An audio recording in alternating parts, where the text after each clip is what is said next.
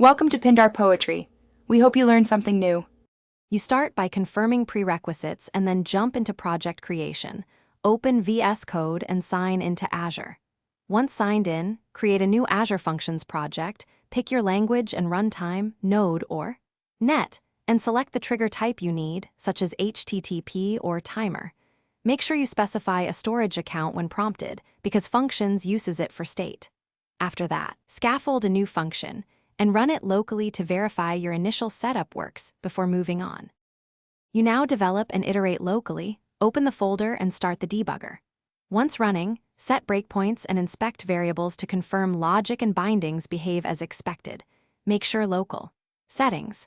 JSON contains your connection strings and any secret placeholders. Never commit secrets. Also integrate application insights or structured console logs so you can trace execution. When tests pass locally, run the function's core tools for start command to simulate Azure runtime and validate triggers and bindings before deployment. You deploy directly from VS Code, select your subscription and target function app, then choose a publish method such as ZIP or direct publish. Once deployed, monitor metrics and traces in the Azure portal and application insights to catch errors, cold starts, and performance issues. If something fails, check the live logs and deployment output first. Make targeted changes locally, update local. Settings. JSON if needed, then redeploy. One key tip: enable detailed logs and streaming to diagnose cold starts and binding failures quickly.